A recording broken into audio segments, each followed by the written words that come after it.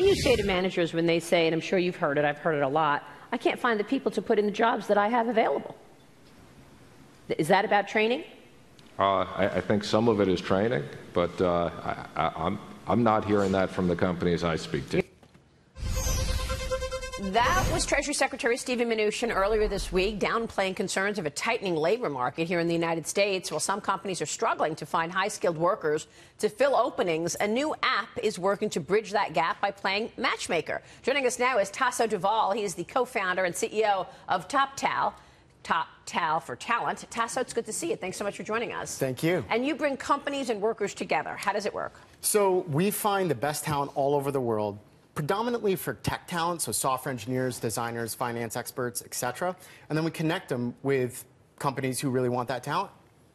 Joni, what do you say about that? Because you've also mentioned this tight labor force. Yeah, well, and you know, watching Secretary Mnuchin talk about that he doesn't really agree, I was quite surprised because we see such a strong demand in jobs, not enough supply at all levels. And it sounds like particular in the areas that you do, right? You are focused on the engineering and technical positions where in the U.S. it has been such a challenge to find those workers. And those are highly paid. Yes. So where are you recruiting people from that are actually doing the work? Great question. So we're recruiting from all over the world. So even if you look in the Midwest, a lot of people aren't moving from the Midwest to, let's say, Silicon Valley or New York or any of these places, and we enable that situation to occur. We'll enable high-skilled workers to work, let's say, from Des Moines, Iowa, who might be really great software engineers but just don't want to move,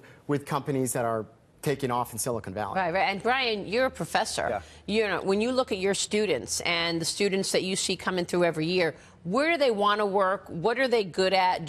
Are they ready for where the jobs are tomorrow? It's funny because I'm reading about what you do and I'm thinking about my students and I'm thinking they're going to love this. I mean, it seems like this is sort of Gen Z, millennial bread and butter stuff. You say a lot of the growth is in blockchain work, actually. Huge growth there. I think older generations kind of look at that and say, you're talking about Bitcoin.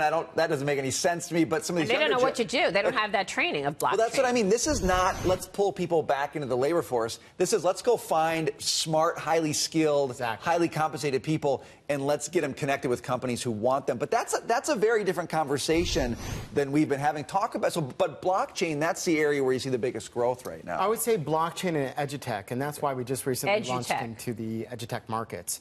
It's a really there's a lot of big demand for people who know about edutech and how to create LMS systems, learning management systems, and work on those in an effective way. And so we've worked with over half of the Ivy Leagues, working with them in a capacity to help develop their, let's say, curriculum, especially on the technology side. They're leveraging technology on all sorts of ways that are very surprising, taking data science and looking at how the students are performing based off of the data that they have and creating apps around that. It's really interesting. But one issue is there are a lot of colleges, very high-priced, expensive schools that are more interested in basically lecturing the students about the social justice issue of the day rather than training them, rather than teaching them skills. And I mean, these are well-known universities and colleges.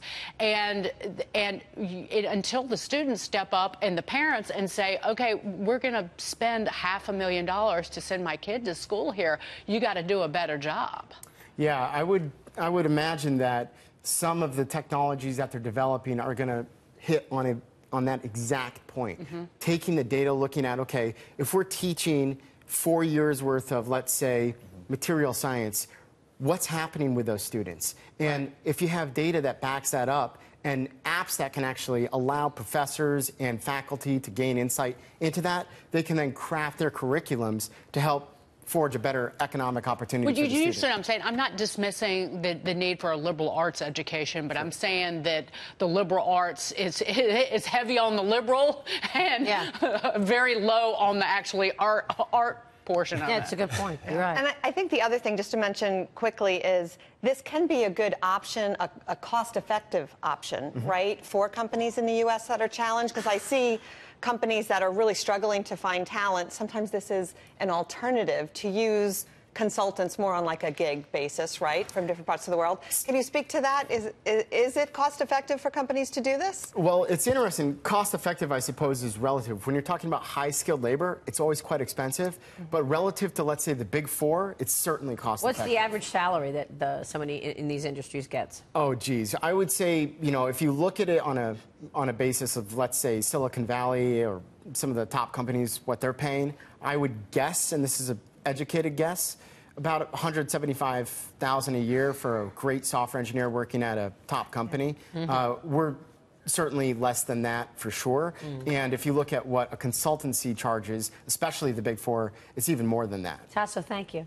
Thank you. Great to see you. Thank you. Great. We're going to be checking it out. Great conversation. Taso Duval there.